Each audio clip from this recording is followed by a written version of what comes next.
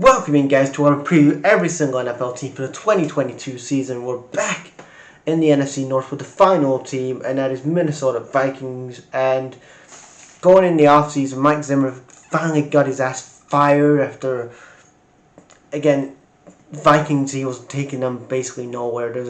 They was god-awful last year. So finally, the Vikings front office had a change. They needed a change from the GM to the head coach, and they got that.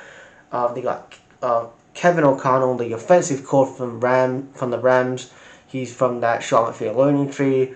Obviously, for the last couple of years, we've seen a lot of those guys come from the Sean McVay learning tree, doing quite well, like the Bengals, and you've had Kyle Shanahan and all these other guys coming in from the Sean McVay lineage of the Rams. So anyway, they have a new general manager of Keswick Messiah, who's the new GM. They still have Justin Jefferson, they still have KJ Osborne, and they have Dalvin Cook. But again, you have an offensive-minded coach. But your first round, you go for a defensive-minded, like you go for Andrew Booth Jr. Like, I mean, I haven't seen much about him, but again, you go for that in the first round instead of going for a quarterback.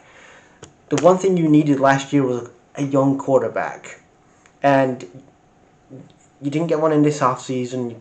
You didn't get one in the draft because this draft class was weak, so you didn't take a gamble there.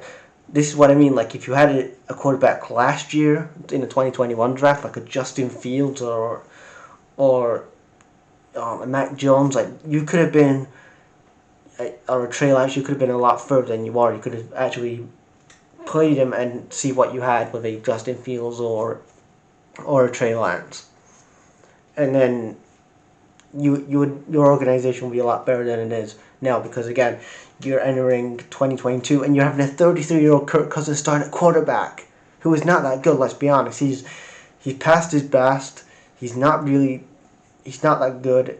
Replace him. He's not the franchise quarterback anymore. So they needed a quarterback. They haven't addressed it.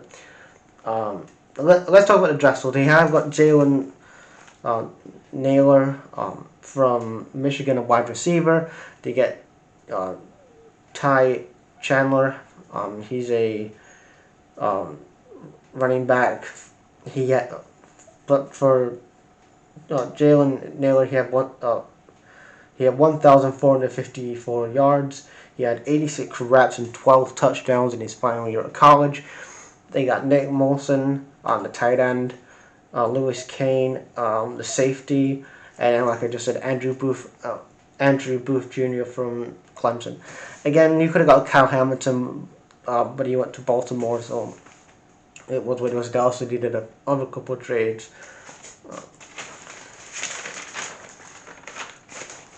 But I mean, you know, the NFC North is going to be the Packers, Vikings, and maybe Chicago. Like, again, we all know the Packers are winning that division. It just depends who's going to get second, third, and fourth. And you know, I like that the Vikings have a new coach in a Kevin O'Connell, but again, didn't address the quarterback position.